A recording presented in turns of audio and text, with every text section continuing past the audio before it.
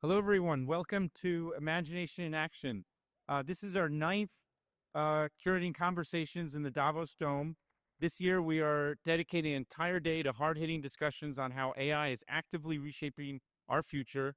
We've brought together an exceptional range of voices from Turing Prize winners, winning pioneers, to founding builders and next generation AI systems. These are not commercial showcases or hype-driven narratives. They are substantive, serious conversations about the most consequential AI questions shaping our economies, institutions, and societies. This is the 56th World Economic Forum in Davos, right? White badges will get you in over there. And it arrives at a pivotal moment. Geopolitical volatility, technological acceleration, and planetary stresses are converging in ways that demand new rules of engagement. The decisions being debated this week on governance, security, economic systems, and technology will shape the global operating environment for decades to come. At Imagination in Action, a few principles guide us. We believe the audience is as important as the speakers on stage. We believe that insight deserves amplification, whether it comes wherever it comes from, and we believe the moment calls for clear-eyed, critical conversations on the two forces most likely to define our collective future: artificial intelligence and planetary sustainability. Finally, none of this would be possible without our amazing partners. We are deeply grateful for the collaboration and leadership of MIT, Stanford, Deloitte, and Forbes, whose commitment to rigorous thinking and real-world impact makes these conversations possible. All right, so we have 21 blocks that are going to happen from here to 6 at night. This is like the Blues Brothers or a Jerry Lewis telethon. We got a lot to do, but we have our stakeholder partners that are representing here. Not that many places in the world are MIT and Stanford just so intertwined. I'd like to introduce the head of MIT CSAIL to say a few remarks. Daniela Rus. Thank you, John.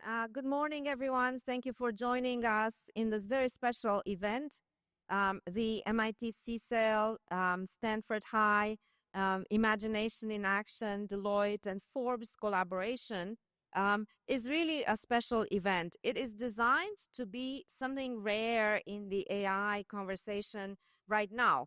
It is a day where the hype stops at the door and only serious grounding, thinking, and conversations get to come in.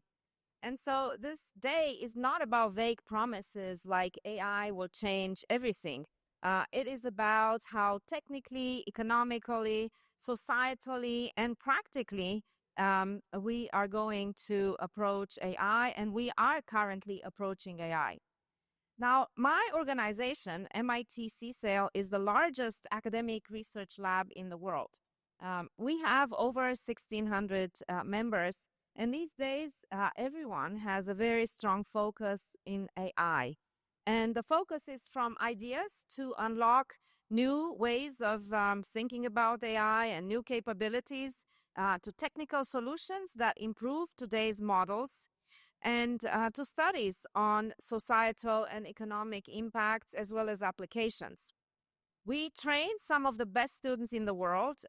We also work with companies through the CSAIL Alliances program, and we work on a variety of topics from research towards challenges facing companies to helping companies see around the corner, to understand what's coming, to supporting the AI transformation, and so much more. And you see, Davos World Economic Forum brings together people who can actually move levers, investors, regulators, builders of infrastructure, educators. And this AI Day is where these levers meet state-of-the-art science and engineering. And this day is meant to push the conversation past can we do this to how we do this, should we do this, must we do this, who decides, under what constraints, and how do we design an AI solution that earns rather than assumes a role in society. And to me, today's measure of success is simple. I want us to have a global conversation about AI that is sharper, honest, and very focused on what we are collectively willing to stand behind. And I'm so delighted to be here with all of you today. Great. Thank you, Daniela Rus. So today we're sitting on red chairs. We were very intentional. Of all our past imagination actions, we haven't had red chairs, but we thought we'd take the color of MIT and Stanford and find something in between. So it's very symbolic. James has spoken on stage as a speaker, but today you're our partner, and this is very special. Love to hear from you, and then we'll hear from our other partners. First of all, thank John for including us along with our friends at MIT and Deloitte and Forbes. So good morning, welcome to you. Now we know who are the people who can get up early or are people who stay up all night. I'll leave it to you to know which. So I'm James Landay. As John said, I'm the co-director and co-founder of Stanford HAI, the Institute for Human-Centered Artificial Intelligence. And on behalf of everyone at our institute, Just on that, this is not like a little lab in a basement. There are 5 major units of Stanford. One's the Hoover Institute, and this is one of them. So this is a big deal. So I want to express how thrilled we all are about this event and being able to partner with Imagination Action. This summit brings together leading innovators, leading thinkers, and creators to explore the intersection of technology, creativity, and the impact that we can make on the human potential. And that aligns perfectly with HAI's mission, which is to advance AI research, education, policy, and practice to improve the human condition, not just the condition of North America or Western Europe or even Northern California, where a lot of AI action is taking place. And so at HAI, we envision a future where AI technologies enhance and augment human capabilities rather than replace them. We believe that AI should be developed and deployed in ways that are ethical, inclusive, and beneficial to society as a whole. And that's why HAI was created outside of any one school at Stanford. It sits outside the schools and is across all of our 7 schools at Stanford that range from faculty in medicine to engineering, education to law, sustainability to business, and to humanities and sciences. Hopefully I didn't leave any deans out there. And that's why events like this summit are really crucial. By fostering a real interdisciplinary dialogue and collaboration, we can ensure that the future of AI is shaped by diverse perspectives and guided by human values. So as you participate in the sessions today and the discussions you have outside, I encourage you to think boldly about how we can harness the power of AI to address global challenges, unleash human creativity, and create a better world for all. Remember, the goal here, and I know John really gets this, is not just to imagine the future, but it's to actively shape it. Each of you has a role to play in steering the development of AI in positive directions. I like to say it's just not going to happen in the ways we want if we just let it happen. We actually have to, as a community, be active about demanding and showing the way to do AI correctly. So thank you for being part of this important conversation. I hope you find the summit inspiring and thought-provoking. Enjoy your time here at Imagination Action. I look forward to the innovative ideas and the new collaborations that will emerge from this gathering. Thank you. So, thank you. This is very symbolic. I've gotten emails from both presidents of the respective universities, not cease and desist, but this is awesome.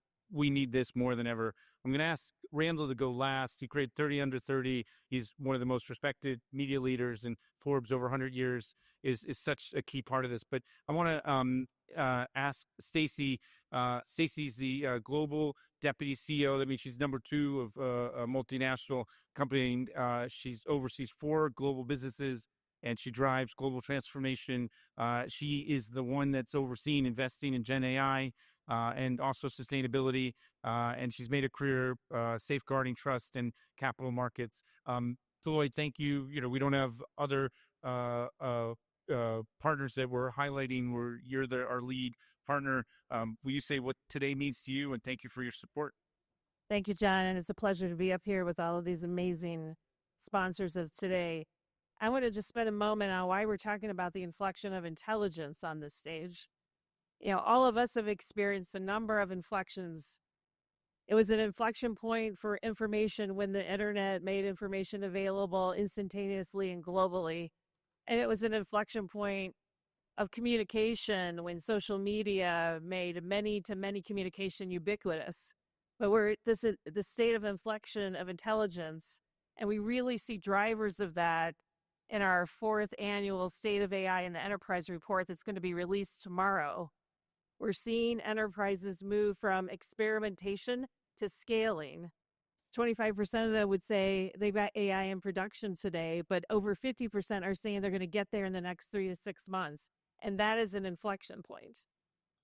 We're seeing that AI fluency is table stakes today, and enterprises are really working on the hard work that it takes to transform talent models and modernize talent strategies in order to enable AI-fueled organizations, and that is also an inflection point. And then most importantly, we're seeing enterprises tell us that the true value is not in the efficiency that they're gaining, it's in the real reimagination of workflows and of complete business models. That is an inflection point. And we know that in order to navigate all of that, it takes courage and it takes creativity. And of course, it's going to take capital. And all of those topics are going to be talked about on this stage today. So we're thrilled to be part of an agenda that only John could curate. And I know that we're going to be leaving here better equipped to be able to build a future together that is both AI-powered and human-led. Thank you, John. Great. So Ada Lovelace at the time of Darwin was one of the first programmers.